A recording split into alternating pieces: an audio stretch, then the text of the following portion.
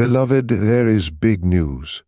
Your soulmate is happier than they have been in a very long time. And the reason is you. More specifically, it is because you finally did something they had secretly been waiting for, hoping for, and fearing might never happen. You may not even realize how deeply it affected them. To you, what happened may have seemed small. A change in your energy, a decision, a moment when you stopped behaving the way you used to. But your soulmate noticed immediately, and the moment they realized what had changed, something inside them relaxed. Something they had been carrying for months suddenly became lighter. Because for the first time, your soulmate began to believe that the connection between you might finally have a chance to become something different from the cycle it had been trapped inside. But beloved, what you finally did is probably not what you think. You did not chase them. You did not send some enormous declaration of love. You did not beg them to come back.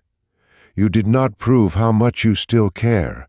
In fact, what made your soulmate happier than ever was almost the opposite. You finally stopped, and that changed everything.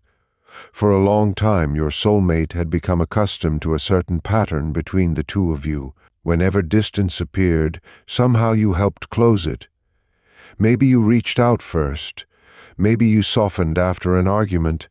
Maybe you gave them another opening when they became emotionally unavailable. Maybe you explained yourself more than once because you wanted them to understand that you were not trying to hurt them. Maybe you kept the emotional connection alive even during periods when their behavior made you question whether they were doing the same. You did not necessarily chase them dramatically. Sometimes chasing is quiet. It can look like being the person who always repairs, the person who always understands, the person who always leaves the door open, the person who says maybe they just need time, the person who gives one more chance, because something underneath the surface still feels real. Your soulmate became used to that version of you. They may never have consciously thought they will always be here, but emotionally they behaved as though there would always be another opportunity, another conversation, another opening, another moment when you would choose connection over pride. And beloved, because you kept showing up, your soulmate never fully had to confront what would happen if you stopped. Until recently, something changed in you. You became quieter, but not the old kind of quiet, not the silence of someone waiting to be noticed, not the distance of someone hoping the other person becomes afraid enough to return. Your soulmate has experienced that kind of silence before. This felt different. You were not performing distance, you were becoming peaceful, and your soulmate noticed. Perhaps they saw that you were no longer responding with the same urgency. Perhaps your energy no longer seemed to rise and fall according to what they were doing. Perhaps you stopped checking, stopped asking, stopped trying to interpret every mixed signal. You stopped trying to figure out whether your soulmate secretly cared. And that should have terrified them. At first it did. Your soulmate felt the shift and immediately wondered, are they done? Did I finally push them too far? Is somebody else making them happy? Did they stop loving me? Fear appeared quickly, but then something surprising happened. Underneath that fear came another emotion. Relief. Not relief that you might leave. Relief that you were finally becoming the person they secretly knew you needed to become. Someone who no longer abandoned themselves to keep the connection alive. Beloved, your soulmate has carried guilt about this more than they have shown. There were moments when they knew you were giving more emotionally. They knew you were trying harder to understand. They knew you were holding space for them while they remained uncertain. And even though your soulmate may have appreciated that love, part of them also felt uncomfortable receiving it, because somewhere inside they knew the balance was wrong. You were making emotional sacrifices they had not yet learned to match. They liked knowing you cared, but they did not like what their fear was turning your care into. Waiting, guessing, overthinking, trying to read meaning into silence. Your soulmate saw parts of this, maybe not clearly enough at the time, but they saw, and something inside them kept saying this cannot continue forever. Still, they did not know how to fix it. If they came closer, vulnerability frightened them. If they stayed distant, they risked hurting you. If you began pulling away, they panicked. So the connection remained trapped in a cycle until you changed your side of it. And that is what your soulmate is secretly celebrating. You finally stopped trying to force certainty out of an uncertain person. You stopped carrying both sides. You stopped making their fear easier for them. And strangely, that created the first real opportunity for them to step forward. Beloved, there is something important you need to understand. Sometimes a person cannot learn to walk toward you while you are constantly walking the entire distance toward them. They may love you, they may miss you, they may genuinely want the connection, but if every uncomfortable silence is eventually repaired by you, their nervous system learns something. I do not have to become brave yet. They will come back. If every retreat ends with reassurance, the retreat has no real consequence. If every unanswered question eventually becomes another chance, clarity can always be postponed. Your soulmate may not have consciously exploited that, but the pattern benefited their avoidance. Now it does not. And instead of destroying the connection, your change has awakened them. Your soulmate has been thinking, if I want them in my life, I have to participate. Now that realization has made them strangely happy, because somewhere beneath all the fear, your soulmate did not actually want you to remain dependent on their attention. They wanted you strong. They wanted you confident. They wanted you to know your worth. They may not have acted in ways that supported that consistently, but seeing you become stronger has reminded them why they were drawn to you in the first place. There is something different about someone who stops asking, "Do you still want me?" and starts living like, "If you want me, meet me honestly." Your soulmate can feel that difference, and they are responding to it. They are seeing a version of you that no longer feels desperate for an outcome, a version that can love without begging, care without chasing, miss without abandoning self-respect. And beloved, this version of you is affecting your soulmate even more deeply than the version who waited, because now your presence feels like a choice instead of a guarantee. That changes everything. Your soulmate is happier because they finally feel that if something happens between you again, it might be real. Not built on fear of loss, not built on one person chasing and another responding, not built on emotional imbalance, something chosen by two people who can both stand on their own. That is what your soulmate secretly wants.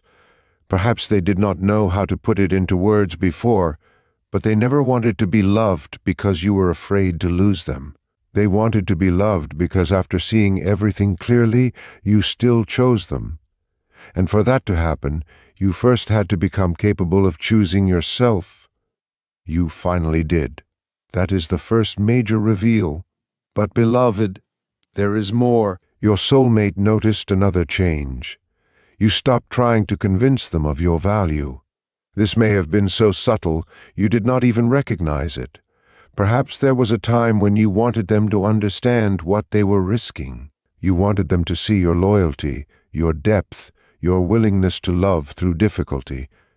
You may have hoped that if they understood how rare your connection was, they would finally stop hesitating. So you explained, you stayed, you demonstrated, you gave, you tried to show them what we have matters. Your soulmate already knew. That was never the real problem. The problem was not whether they saw your value. The problem was whether they believed themselves capable of meeting it. And every time you tried harder to prove you were worth choosing, your soulmate felt two things at once: love and pressure.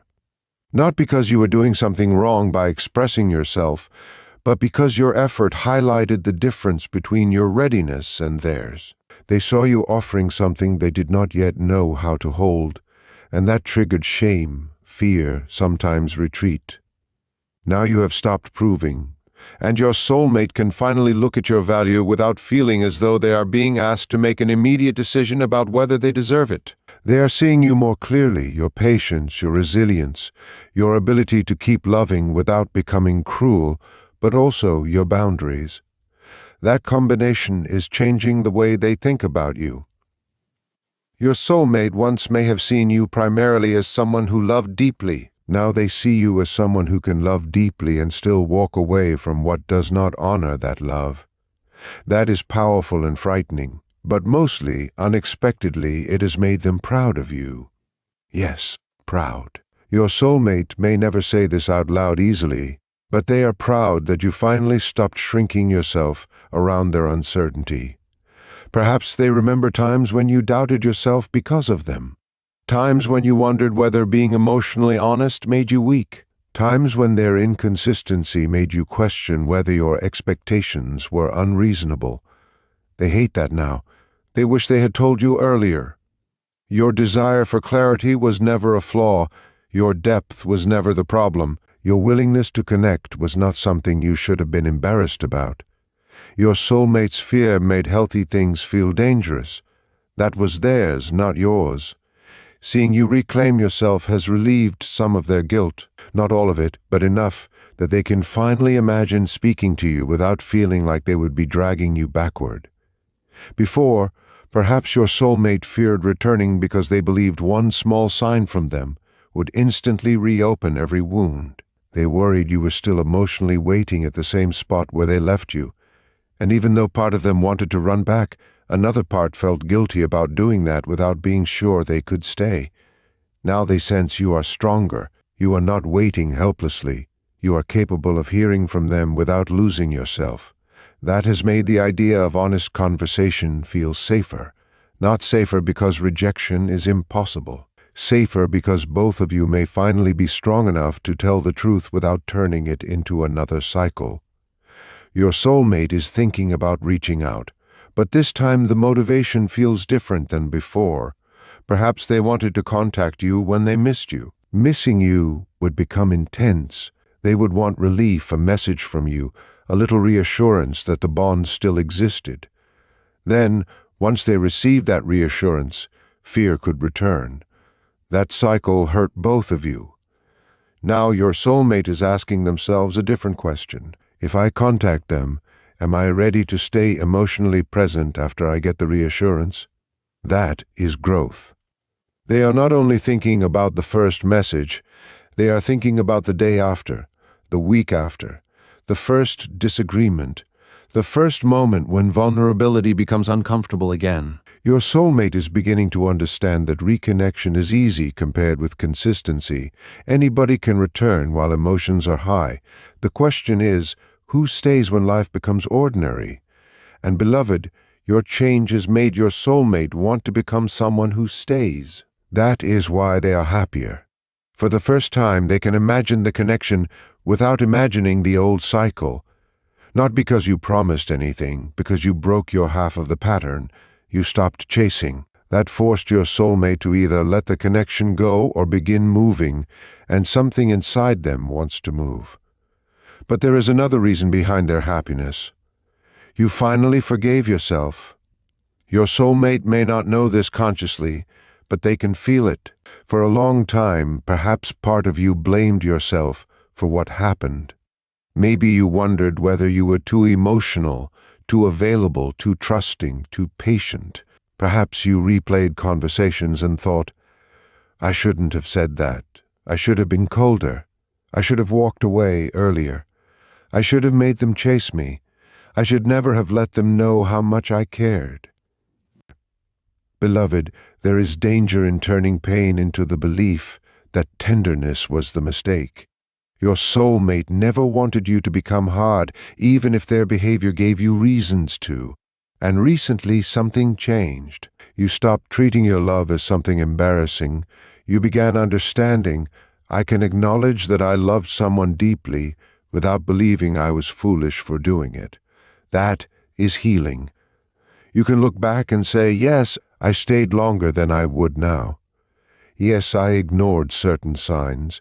Yes, there were moments when I abandoned my own needs. But loving was not the mistake. The mistake was believing love required endless uncertainty. Your soulmate senses that you understand this now, and it makes them happy, because it means if you ever meet again emotionally, you will not meet as victim and offender. You will meet as two people who both have responsibility, different responsibility, but responsibility nevertheless. Your soulmate knows they caused pain. They are not trying to erase that, but they also know you may have participated in keeping the cycle alive by remaining available long after your needs were being neglected. You finally stopped, and now both people have an opportunity to become different. Beloved, there is something your soulmate wants to tell you about this change. They want to say, "Thank you for stopping." That may surprise you. Why would someone who loves you thank you for becoming less available? Because your availability had become a hiding place for them. As long as you were always there, your soulmate could postpone becoming someone capable of meeting you. Your boundary took that hiding place away. It hurt, but it helped. Your soulmate began confronting questions they had avoided. Why do I keep running from the person I miss? Why do I need to feel like I am losing them before I become honest? Why do I want them close while keeping emotional distance? Why do I become uncomfortable when they ask for exactly the clarity I secretly want too? These questions were not pleasant, but answering them has made your soulmate lighter, because living in contradiction is exhausting. Pretending not to care when you care is exhausting. Checking for someone while acting indifferent is exhausting. Missing someone while refusing to admit you miss them is exhausting. Your soulmate is tired of performing against their own heart, and your change gave them permission to stop, not because you demanded anything, because your boundary made performance useless. If they want connection now, they will have to be real. And secretly, your soulmate has wanted that for a long time. They just did not know how to begin. You began for them by refusing to participate in the old version anymore. There is another layer. Your soulmate has noticed that you finally started living for yourself again. Maybe there are signs. You seem more focused, more interested in your own life. You may be investing energy in work, friendships, creativity, your appearance, your peace, your future. You may not even consciously be thinking, "I am showing my soulmate I move forward." That is precisely why the energy feels different. You are not performing growth, you are growing, and genuine growth has an attractiveness that performance cannot copy. Your soulmate sees you becoming fuller without them, and instead of only feeling threatened, they feel drawn toward you. Because this is the version of partnership they secretly wanted, not two incomplete people gripping each other out of fear, two whole people choosing closeness. Your soulmate may have confused independence with distance before. Now you are teaching them what healthy independence actually looks like. You can care deeply and still have your own life. You can miss someone and still laugh. You can experience uncertainty without making it the center of your day. You can love and remain yourself. Your soulmate is learning from you. That may be one of the reasons they are happier than ever, because perhaps their greatest fear about love was that it would consume them. Your growth shows them another possibility. Love does not have to erase identity. You are demonstrating it. And this brings us to what your soulmate is now secretly hoping for. Not a dramatic reunion, at least not first. They are hoping for a new beginning, small enough to be real. A conversation, perhaps simple, no accusations, no giant promises, no demand to define the rest of your lives in one night. They want to know who you are now, because you have changed, and somewhere your soulmate understands they should not approach you as though you are the same person they once knew. You have new boundaries, new expectations, new scars, new strength. Your soulmate wants to discover those parts, not assume. They may want to ask, "What do you need now?" That question is very different from, "Do you still love me?" The old version of your soulmate wanted reassurance. The newer version is becoming curious about your experience. How did this affect you? What would make contact feel safe? What does consistency mean to you? What are you no longer willing to tolerate? Those questions matter. And beloved, if they come, answer honestly. Do not make yourself easier to love by hiding your standards. Do not say, "It's fine," if it is not. Do not pretend the old pattern did not affect you simply because you are afraid honesty will make your soulmate retreat. If they are genuinely changing, they need to be able to remain present while hearing truth. That will be part of the test, because your soulmate's happiness right now is promising. But happiness is not proof. Real change will be visible when discomfort returns. Anyone can be hopeful while imagining reunion. Can your soulmate remain accountable when you say, "I don't trust you yet"? Can they accept that? Can they respond, "I understand," without punishing you? Can they let trust grow slowly? That is where this becomes real. Your soulmate is beginning to understand something deeply important.